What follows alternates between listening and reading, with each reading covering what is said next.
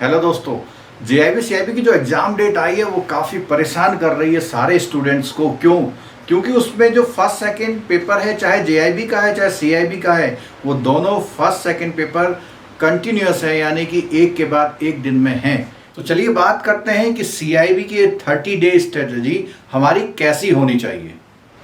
ये जो 30 डे हैं, इन 30 डे में ओवरऑल आपको कैसा रिएक्शंस करना है, कैसे आपको स्ट्रेटेजाइज करना है कि आप अपनी प्रिपरेशन को कंप्लीट कर पाएँ। तो उसमें सबसे जो पहला पॉइंट है वो पॉइंट है कवर 100%। इसका मतलब क्या है? 100% सिलेबस कवर करने की बात नहीं कर रहा मैं, कवर 100% ऑफ एनी टॉपिक। कोई भी टॉपिक अगर आप उठा रहे हैं तो 100% उसे पढ़िए, उसका शुरू से लेके ऑब्जेक्टिव से लेके लास्ट तक पढ़िए। टाइम कम है तो हो सकता है कि आपका पूरा बुक का 50% ही कवर हो पाए, और ये स्टडी के लिए आपको 6 to 7 आवर्स आपको देने चाहिए ऑनेस्टली, अगर आप चाहते हैं कि सिंगल अटेम्प्ट में आपका ये पेपर जेआईबी का क्लियर हो जाए तो। ठीक है।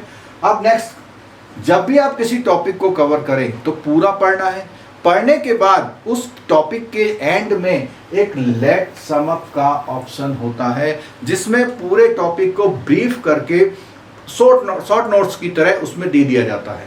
तो उस चीज को आप पूरा लेट सम अप पढ़ते हैं, और ये लेट सम अप जिस समय आप टॉपिक कंप्लीट करें उसी समय या उसी के एक दिन के अंदर करिए, उसको ज़्यादा दिनों बाद मत करिए।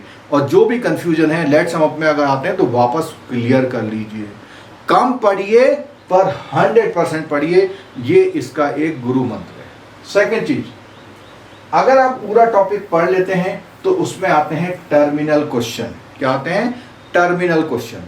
टर्मिनल क्वेश्चन उसी टॉपिक के जो क्वेश्चन बुक में दिए हैं। जेआईबी की अगर मैं बात करूं, 20% क्वेश्चन कभी कभी बुक के आ जाते हैं, 20% क्वेश्चन। और 20% क्वेश्चन अगर आपके ठीक होते हैं तो आपके 50 मार्क्स आने के चांसेस बढ़ते चले जाते हैं। ठीक है।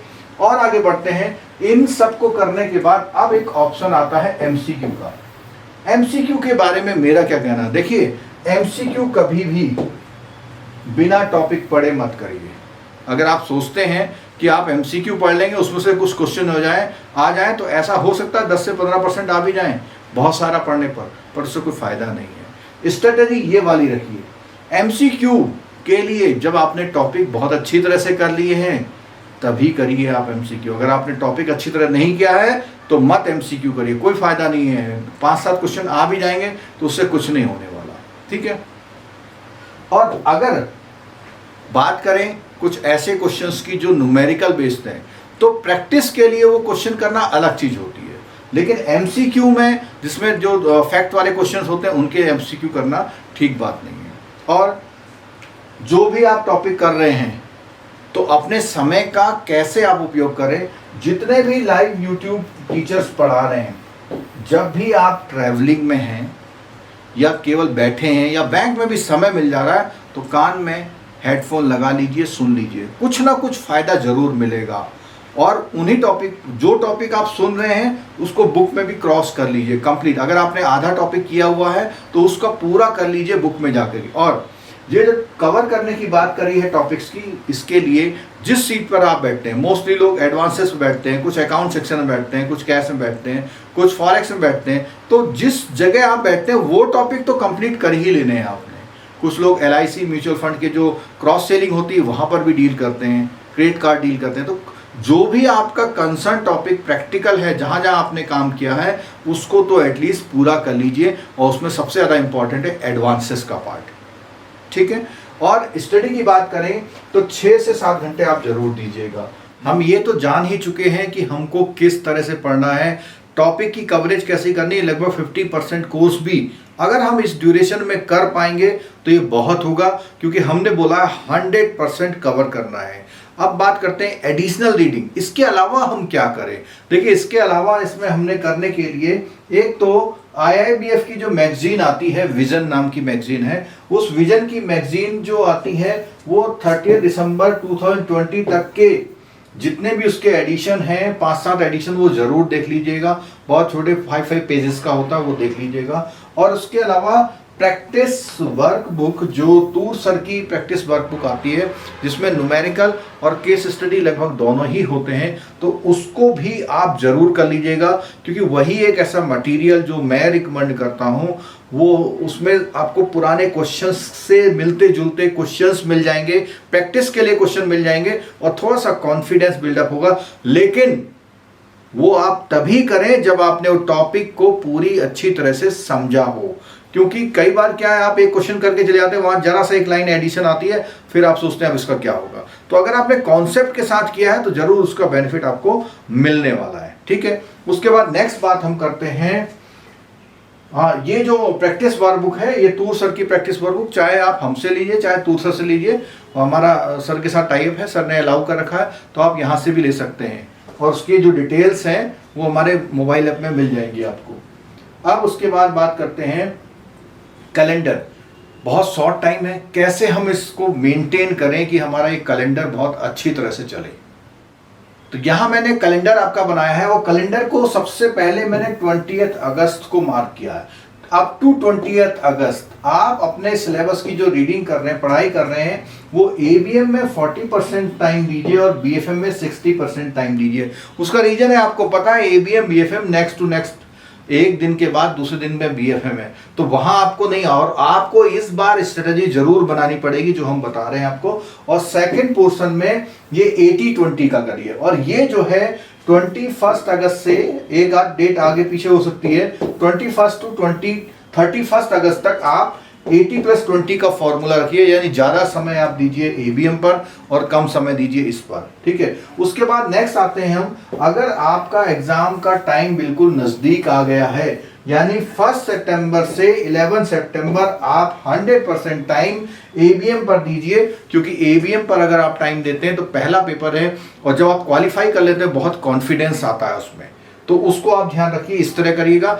और थर्ड पेपर की कोई बात करनी नहीं है, हमने बोल दिया, थर्ड पेपर रिटेल हो या जो भी हो, आपके लिए 15 डेज मिल रहे हैं। जब आपका एबीएम बीएफएम का जैसा भी सीन हो, उसके बाद 15 दिन प्योरली आप उस पेपर पे दीजिए। मैं समझता हूं वो पेपर आपका क्लियर हो जाना चाहिए, अगर आप बहुत मन से और ढंग से पढ़ाई करते हैं तो, ठीक है। अब उसके बाद ये तो हमने तय कर लिया कि कौन सी डेट तक कितना कितना पढ़े। अब हम बात करते हैं प्रेफरेंसेस की, कौन से मॉड्यूल को आप कितना प्रेफरेंस दें। तो ये मेरी रिकमेंडेशन है कि आप एबीएम में सबसे पहले ए मॉड्यूल कर लें, इकोनॉमिक्स से बेसिक मॉड्यूल है, और बी मॉड्यूल, फिर डी और फिर सी। तो मेरा ऐसा कहना इसलिए है कि जो सी मॉड्यूल है, देखिए जिन लोगों ने एचआर से एमबीए वगैरह किया हुआ है या एमबीए किया हुआ, वो लोग ये प्रेफरेंस को रिवर्स कर सकते हैं, यानी वो सी पहले कर लें, क्योंकि उन्होंने काफी कुछ एमबीए में पढ़ा होगा एचआर से रिलेटेड। और बीएफएम की अगर हम बात करें तो बीएफएम में ए मॉड्यूल जो फॉरेक्स मॉड्यूल है, और बी मॉड्यूल और बी मॉड्यूल और डी मॉड्यूल सीक्वेंशियल में अगर आप करेंगे तो बेसल या रिस्क रिलेटेड है, वो दोनों मिल करके आपको एक अच्छा आउटपुट देगा। और उसके बाद सी मॉड्यूल जो कि थ्योरी प्लस न्यूमेरिकल दोनों का मिक्स है, इसको आप उसके बाद कर सकते हैं, ठीक है। अब इसमें से एक बात आती है कि 4 मॉड्यूल तो हम कर रहे हैं, अगर हम चारों करें तो 100% कर रहे हैं, तो ऐसा भी हो सकता है कोई मॉड्यूल आप कर रहे हैं, उसमें से कोई बहुत थ्योरेटिकल या बहुत लंबा टॉपिक है, आपको इंटरेस्ट नहीं आ रहा, तो उस टॉपिक को पूरा छोड़ सकते हैं। आधा अधूरा मत पढ़िएगा, क्योंकि आधा अधूरा पढ़ेंगे क्वेश्चंस आ जाएगा तो वहां गड़बड़ हो जाएगी। अच्छा, एक चीज और है, यहाँ टॉपिक छोड़ने से मतलब मेरा क्या है, यूनिट छोड़ना नहीं है। पूरे यूनिट में मान लिया 25 पेज की यूनिट है और उसमें आ गया सीसीबी, तो सीसीबी का जो 2 या 3 पेज है वो कंप्लीट पढ़ना। ऐसा ना हो कि सीसीबी भी आप आधा पढ़ लें। तो यहां मेरा कहना यह है कि जो भी आप पढ़ें, जिसे मैंने पहले ही बता दिया, 100% पढ़ें, जो भी आप पढ़ें वो 100% पढ़ें, ठीक है। और जो थर्ड पेपर है आपका, उसके लिए 15 डेज है, उसमें जो भी आप टॉपिक अच्छी तरह समझते हैं उनको कर लीजिए। तो इस तरह से अगर आप पूरा तैयारी करते हैं तो मैं समझता हूं आपका सीआईबी जरूर क्लियर होगा।